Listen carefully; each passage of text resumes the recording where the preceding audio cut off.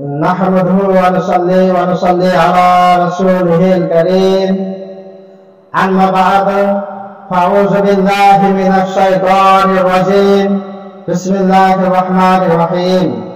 وما أرسلناك إلا رحمة للعالمين. صدق الله العظيم وبلغنا رسوله النبي الأمين الكريم.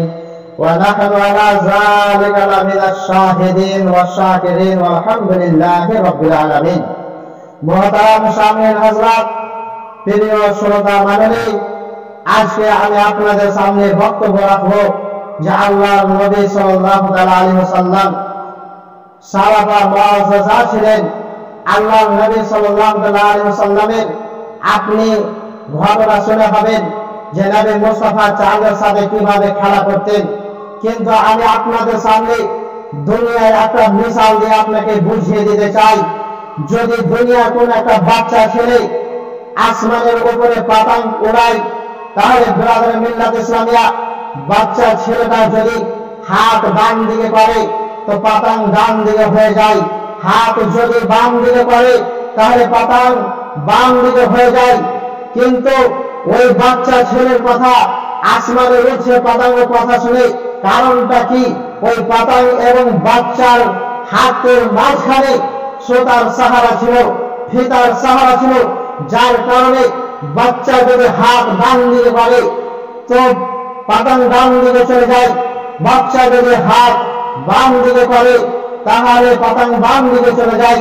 Brother মিল্লাত ইসলামিয়া বুঝতে পারলাম যদি এই বাচ্চার কথা আসমানে উঠছে পতঙ্গের যদি কথা শুনে কারণটা কি ছিল? মাঝখানে ফিতার সাহারা ছিল, মাঝখানে ধাগার সাহারা ছিল, মাঝখানে সুতার সাহারা ছিল, যার কারণে বাচ্চার কথাও আসমানে ওরা পতঙ্গ শুনছিলেন। কিন্তু ব্রাদার আল্লাহর নবী সাল্লাল্লাহু আলাইহি ওয়াসাল্লাম আমিনার লাল আব্দুল্লাহ নাদরা জনাব মুহাম্মদ রাসূলুল্লাহ সাল্লাল্লাহু আলাইহি ওয়াসাল্লাম আসমানের সাথে খেলা করতেন ব্রাদার। কিন্তু আসমানের সাথে নবী মুস্তাফা, আসমানের চাঁদের সাথে খেলা করতেন নবী মুস্তাফা, আর চাঁদ নবী মুস্তাফার কথা শুনতেন। কিন্তু ব্রাদার প্রশ্নটা হলো এখানে যে আল্লাহর নবী সাল্লাল্লাহু আলাইহি ওয়াসাল্লাম চাঁদের সাথে খেলা করতেন, কিন্তু নবী মুস্তাফার কথা চাঁদ কেন শুনেছিলেন?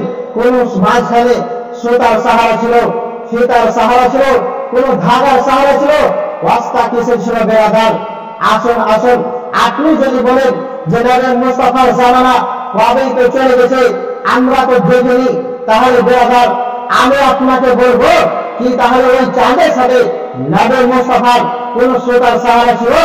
না না ব্রাদার মিল্লাতে ইসলামিয়া, আল্লাহ রব্বুল আলামিন যখন নবী মুস্তাফার নূরকে সৃষ্টি করলেন, তারপরে দুনিয়াকে ওজুদে নিয়ে আসলেন, দুনিয়াকে সৃষ্টি করলেন, আসমান সৃষ্টি হলো, জমিন সৃষ্টি হলো, চন্দ্র সূর্য গ্রহ নক্ষত্র সৃষ্টি হলো। তো চাঁদ সূর্য আপনা আপনার জায়গাতে ব্রাদার মিল্লাত ইসলামিয়া স্থির হয়ে গেল। তারপরে আদম আলাইহিস সালাম দুনিয়ার বুকে তাশরীফ নিয়ে আসলেন। এইভাবে দুনিয়ার বুকে কমবেশ 24,000 পয়গম্বর দুনিয়ার বুকে আসলেন নিজের কওমকে হেদায়েত করার জন্য, নিজের বান্দাদের, নিজের উম্মতকে হেদায়েত করার জন্য। কিন্তু ব্রাদার আমার নবী মুস্তাফার আগে কমবেশ 2,24,000 পয়গম্বর দুনিয়ার বুকে এসেছে আর দুনিয়ার মানুষকে, নিজের উম্মতকে হেদায়েত করেছেন। তারপরে নবী মুস্তাফা দুনিয়ার বুকে তাশরীফ নিয়ে এসেছেন ব্রাদার। এখন কথা হলো তারপরে নবী মুস্তাফা দুনিয়ার বুকে তাশরীফ নিয়ে আসলেন, এখন চাঁদের সাথে নবী মুস্তাফার কানেকশনটা করালো কে? ধাগাটা বাঁধলো কে? সুতাটা জোড়ালো কে? ওই ফিতাটা লাগালো কে? ব্রাদার মিল্লাত ইসলামিয়া কার দুনিয়ার ইনসানের ক্ষমতা হয়েছে যে নবী মুস্তাফার ওই চাঁদের সাথে কানেকশন করাবে? ব্রাদার মিল্লাত ইসলামিয়া এই দুনিয়ার কোন মানব নবী মুস্তাফার সাথে চাঁদের কানেকশন করেনি।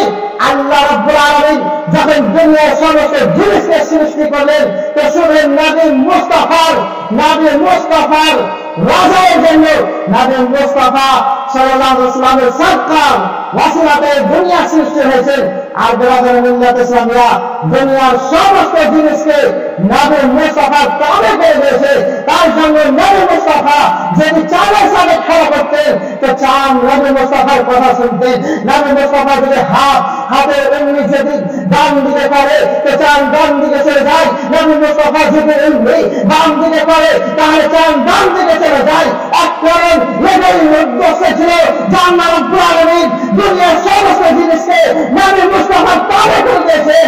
শুধু খালি নবী মুস্তাফার কথা চাঁদের কথা শুনেনি, নবী মুস্তাফা যদি সূর্যকে ইশারা করেছে সূর্য দুবার আবার ফিরে এসেছে। ব্রাদার মিল্লাত ইসলামিয়া নবী মুস্তাফা গাছকে ইশারা করেছেন, গাছ নিজের জায়গা ছেড়ে নবী মুস্তাফার দরবারে হাজির হয়েছে। এরকম অনেক মুআজিজা থেকেছে ব্রাদার, কিন্তু নবী মুস্তাফার সাথে চাঁদ শুধু খেলা করেনি, চাঁদকে নবী মুস্তাফা দুই টুকরো করে দিয়েছে। ব্রাদার মিল্লাত ইসলামিয়া নবী মুস্তাফা সাল্লাল্লাহু আলাইহি ওয়াসাল্লাম ওই চাঁদকে কিভাবে দুই টুকরো করেছে আপনি জানেন। ইয়ামানের একজন সর্দার হাবিব বিন মালিক আবু জেহেলের দাওয়াত খেতে এসেছিলেন। আবু জেহেল ওনাকে দাওয়াত করেছিল যে উনি আসবেন আর আমরা দুজন মিলে একটা পরামর্শ করব, আল্লাহ নবী সাল্লাল্লাহু আলাইহি ওয়াসাল্লামের দ্বীনকে খতম করে দেব, দ্বীনকে কমজোর করে দেব, ইসলামকে কমজোর করে দেব।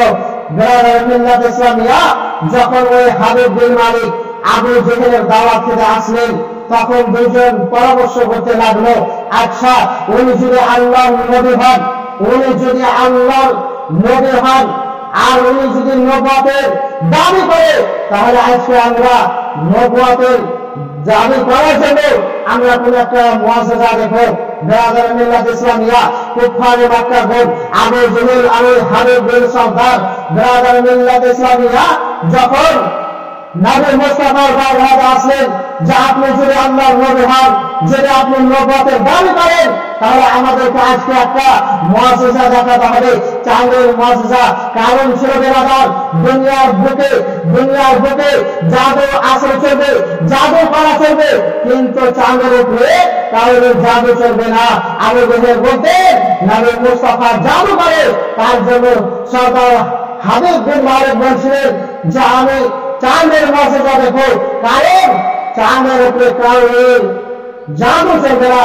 ব্রাদার মিল্লাত ইসলামিয়া যখন আমার নবী মুস্তাফা সাল্লাল্লাহু আলাইহি ওয়াসাল্লামকে বললেন, আমার নবী মুস্তাফা বললেন ঠিক আছে সাফা পাহাড়ের উপরে চলো, সমস্ত কুফারে মক্কা আর যাও।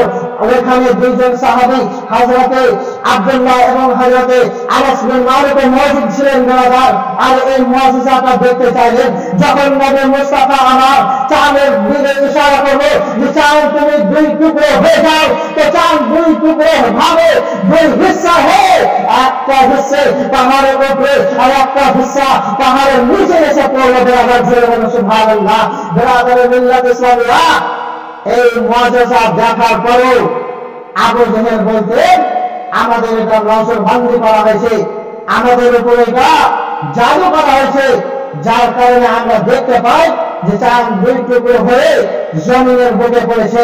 ব্রাদার মিল্লাত ইসলামিয়া যখন ওনারা এই কথাটা বলল তো ওইখানে আর যত মুশরিকিন ছিলেন, কুফারে মক্কা ছিল, ওই সমস্ত লোক বলতে লাগলো ব্রাদার যে ঠিক আছে যদি আমাদের নজরবন্দি হয়, যদি আমাদের উপরে জাদু করে থাকে যার কারণে আমরা চাঁদকে নিচে আসতে দেখলাম, তো এখন চলো কাজকার মানুষের উপরে জাদু চলতে পারে, নজরবন্দি হতে পারে, কিন্তু এখন যারা দূর থেকে মুসাফির হয়ে আসবে আমরা ওনাকে জিজ্ঞাসা করব যে বলতো আজকে চাঁদ আসমানের বুকে ছিল না জমিনের বুকে ফেলে পড়ে গেছে। ব্রাদার মিল্লাত ইসলামিয়া সবাই রাজি হয়ে গেলেন, ইন্তজার করতে থাকলেন যে মুসাফির হয়ে আসবে কে, যেন মুসাফিরের কিছুটা দল আসলো।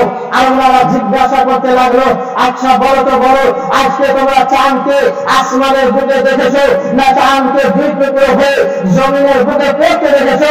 এই মুসাফিররা যেন বলতেছেন যে আজকে যেন আমরা চাঁদকে দুই টুকরো হয়ে জমিনের বুকে পড়তে দেখেছি। জনগণ সুবহানাল্লাহ। বেরাদারে মিল্লাত ইসলামিয়া, এই কথা শোনার পরও আবু জেহেল কাল নবর হয়ে থাকলেন, ওই কথাই বলতে থাকলেন যে এটা হচ্ছে জাদু আসার, জাদু করতেছেন। বেরাদারে মিল্লাত ইসলামিয়া, কিন্তু আবু জেহেল তো এই মুআজিজা দেখে ঈমান নিয়ে আসেনি। কিন্তু ওই হাবিব বিন সরদার, হাবিব বিন মালিক, যিনি আমান থেকে এসেছিলেন আবু জেহেলের দাওয়াত থেকে, উনি নবী পাকের উপর ঈমান নিয়ে এসেছিলেন। অনেক কেসা বড় হয়েছে বেরাদার মিল্লাত ইসলামিয়া। তাই ইনশাআল্লাহ তাআলা আপনাদের সামনে এই মুআজিজা আবার শোনাবো। আসসালামু আলাইকুম ওয়া রাহমাতুল্লাহি ওয়া বারাকাতুহু।